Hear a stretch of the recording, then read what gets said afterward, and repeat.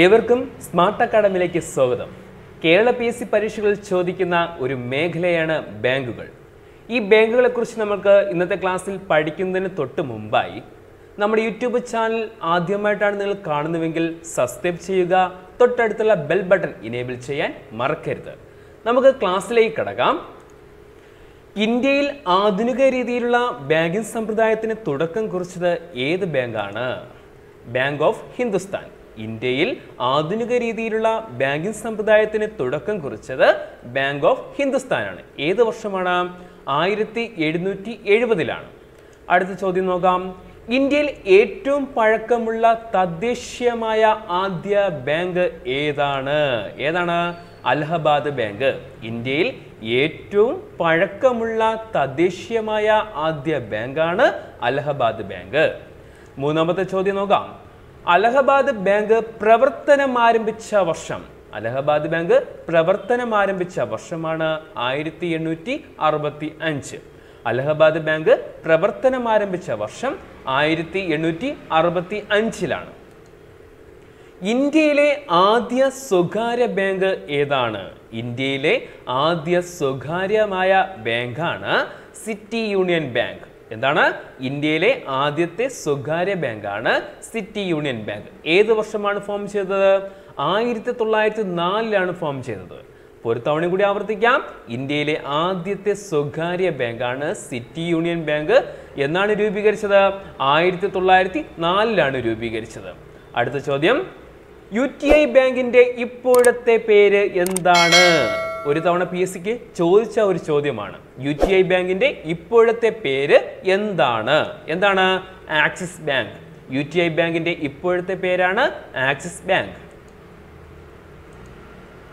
പൊതുമേഖലാ ബാങ്കുകളുടെ ഭരണം മെച്ചപ്പെടുത്തുന്നതിനായി 2016 ഏപ്രിൽ 1 നിലവിൽ വന്ന സ്ഥാപനമാണ് ബാങ്ക് ബോർഡ് ബ്യൂറോ.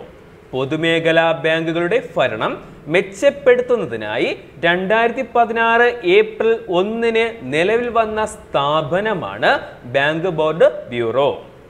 അടുത്ത ചോദ്യം. ബാങ്ക് ബോർഡ് ബ്യൂറോയുടെ ആദ്യത്തെ ചെയർമാൻ ആരാണ്? വിനോദ് റായ്. ബാങ്ക് ബോർഡ് ബ്യൂറോയുടെ ആദ്യത്തെ ചെയർമാൻ ആരാണ്? വിനോദ് റായ്. ഇന്ത്യയിലെ ആദ്യത്തെ ബാങ്കിംഗ് റോബോട്ട് ആരാണ്? ലക്ഷ്മിയാണ്. ഇന്ത്യയിലെ ആദ്യത്തെ ബാങ്കിംഗ് റോബോട്ടാണ് ലക്ഷ്മി. എവിടെയാണ് നിർമ്മിച്ചത്? ചെന്നൈയിലെ സിറ്റി യൂണിയൻ ബാങ്ക് ആണ് നിർമ്മിച്ചത്. ഇന്ത്യയിലെ ആദ്യത്തെ ബാങ്കിംഗ് റോബോട്ടാണ് ലക്ഷ്മി.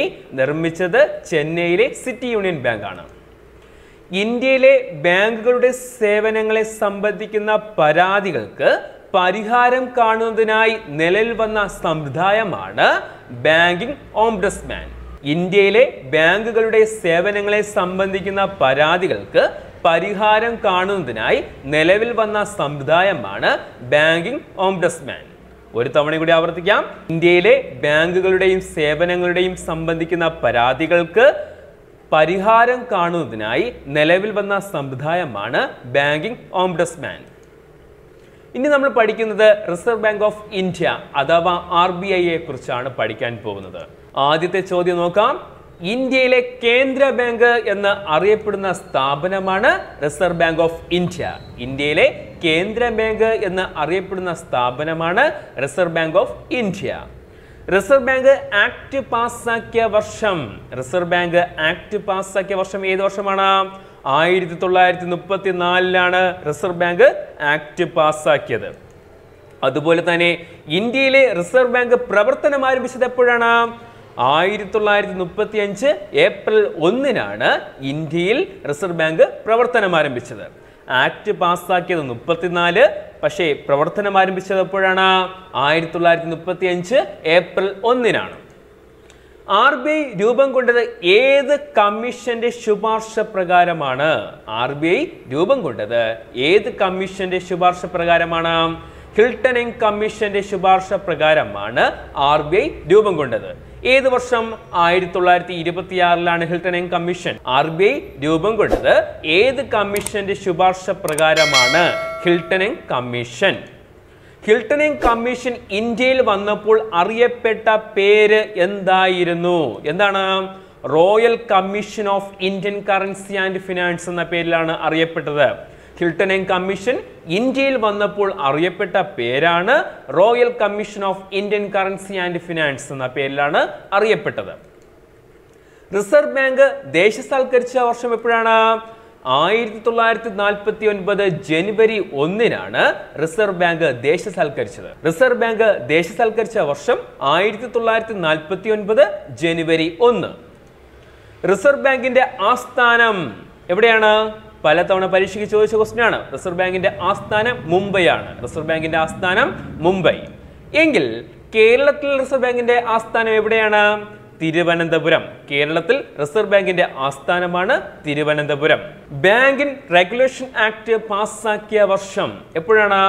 1949 ബാങ്കിൻ regulation act പാസ്സാക്കിയത്. ഇന്ത്യയിൽ ബാങ്കുകളുടെ പ്രവർത്തനം നടക്കുന്നത് ഏത് ആക്ട് അനുസരിച്ചാണ്? 1949 ബാങ്കിൻ റെഗുലേഷൻ ആക്ട് പ്രകാരമാണ് ഇന്ത്യയിൽ ബാങ്കുകളുടെ പ്രവർത്തനം നടക്കുന്നത്. ഒരു തവണ കൂടി ആവർത്തിക്കാം. ഇന്ത്യയിൽ ബാങ്കുകളുടെ പ്രവർത്തനം നടക്കുന്നത് ഏത് ആക്ട് പ്രകാരമാണ്? 1949 ബാങ്കിൻ റെഗുലേഷൻ ആക്ട് പ്രകാരമാണ്. അതുപോലെ തന്നെ അന്താരാഷ്ട്ര നാണയനിധിയിൽ ഇന്ത്യയെ പ്രതിനിധീകരിക്കുന്നത് ആരാണ്? റിസർവ് ബാങ്ക് ആണ്. അന്താരാഷ്ട്ര നാണയനിധിയിൽ ഇന്ത്യയെ പ്രതിനിധീകരിക്കുന്നത് ആരാണ്? റിസർവ് ബാങ്ക് ആണ്. ഇന്ത്യൻ കറൻസിയുടെ വിനിമയ മൂല്യം സ്ഥിരമായി സൂക്ഷിക്കുന്നതും ആര് തന്നെയാണ്? റിസർവ് ബാങ്ക് ആണ്. ഇന്ത്യൻ കറൻസിയുടെ വിനിമയ മൂല്യം സ്ഥിരമായി സൂക്ഷിക്കുന്നതും റിസർവ് ബാങ്ക് ആണ്. വായ്പകളുടെ നിയന്ത്രകൻ എന്ന് അറിയപ്പെടുന്നതും ആര് തന്നെയാണ്? റിസർവ് ബാങ്ക് ആണ്. വായ്പകളുടെ നിയന്ത്രകൻ എന്ന് അറിയപ്പെടുന്നതും റിസർവ് ബാങ്ക് ആണ്. റിസർവ് ബാങ്കിന്റെ ചിഹ്നത്തിലുള്ള മൃഗം ഏതാണ്? കടുവയാണ്. റിസർവ് ബാങ്കിന്റെ ചിഹ്നത്തിലുള്ള മൃഗം ഏതാണ്? കടുവ. എങ്കിൽ റിസർവ് ബാങ്കിന്റെ ചിഹ്നത്തിലുള്ള വൃക്ഷത്തിന്റെ പേരെന്താണ്? എണ്ണപ്പന. റിസർവ് ബാങ്കിന്റെ ചിഹ്നത്തിലുള്ള വൃക്ഷത്തിന്റെ പേരാണ് എണ്ണപ്പന. പണസംബന്ധമായ എല്ലാ കാര്യങ്ങൾക്കും ഗവൺമെന്റിനെ ഉപദേശിക്കുന്നത് ആരാണ്? റിസർവ് ബാങ്ക് ആണ്. പണസംബന്ധമായ എല്ലാ കാര്യങ്ങൾക്കും ഗവൺമെന്റിനെ ഉപദേശിക്കുന്നത് ആരാണ്? റിസർവ് ബാങ്ക് ആണ്. ഉള്ളതും ആർക്ക് തന്നെയാണ്? റിസർവ് ബാങ്കിനാണ്. ഇന്ത്യയിൽ കറൻസി നോട്ടുകൾ അച്ചടിച്ച് വിതരണം ചെയ്യാനുള്ള അവകാശം ആർക്കാണുള്ളത്? റിസർവ് ബാങ്കിനാണ്. ഇന്ത്യയിൽ കറൻസി നോട്ടുകൾ അച്ചടിച്ച് വിതരണം ചെയ്യാനുള്ള അവകാശം ആർക്കാണുള്ളത്? റിസർവ് ബാങ്കിനാണ്. ഇന്ത്യൻ രൂപയ്ക്ക് SDR പദവി ലഭിച്ചത് എപ്പോഴാണ്? 1990 മുതൽ 91 വരെയുള്ള പീരീഡിലാണ് SDR പദവി ലഭിച്ചത്. ഇന്ത്യൻ രൂപയ്ക്ക് SDR പദവി ലഭിച്ചത് 1990 മുതൽ 91 വരെയുള്ള കാലഘട്ടത്തിലാണ്. RBI ഗവർണറായ ശേഷം ഇന്ത്യയുടെ പ്രധാനമന്ത്രിയായ വ്യക്തിയാണ് ആര്? മൻമോഹൻ സിംഗ്. RBI ഗവർണറായ ശേഷം ഇന്ത്യയുടെ പ്രധാനമന്ത്രിയായ വ്യക്തിയാണ് മൻമോഹൻ സിംഗ്. റിസർവ് ബാങ്കിന്റെ ആദ്യത്തെ ഗവർണർ ആരാണ്? സർ ഓസ്ബോൺ സ്മിത്ത് ആണ്.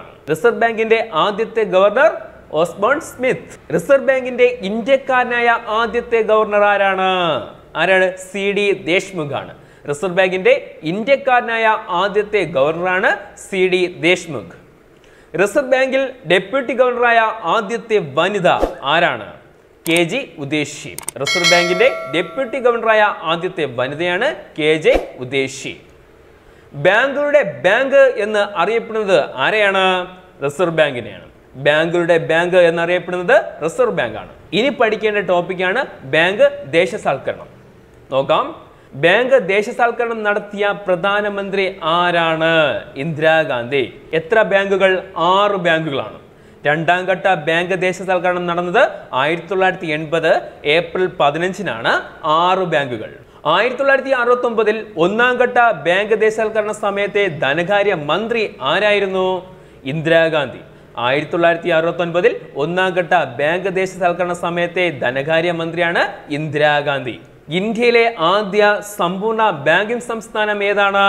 കേരളം. ഇന്ത്യയിലെ ആദ്യ സമ്പൂർണ്ണ ബാങ്കിംഗ് സംസ്ഥാനമാണ് കേരളം. എല്ലാ കുടുംബങ്ങളിലെയും ഒരംഗത്തിനെങ്കിലും ബാങ്ക് അക്കൗണ്ട് എന്ന നേട്ടം കൈവരിച്ച ഇന്ത്യയിലെ സമ്പൂർണ്ണ ബാങ്കിംഗ് ജില്ലയാണ് പാലക്കാട്. എല്ലാ കുടുംബങ്ങളിലെയും ഒരംഗത്തിനെങ്കിലും ബാങ്ക് അക്കൗണ്ട് എന്ന നേട്ടം കൈവരിച്ച ഇന്ത്യയിലെ സമ്പൂർണ്ണ ബാങ്കിംഗ് ജില്ലയാണ് പാലക്കാട്. ബാങ്കുകളെ കുറിച്ചുള്ള കൂടുതൽ വിവരങ്ങളുമായി രണ്ടാമത്തെ പാർട്ട് ക്ലാസ്സുമായി കണ്ടുമുട്ടുന്നത് വരെ നന്ദി.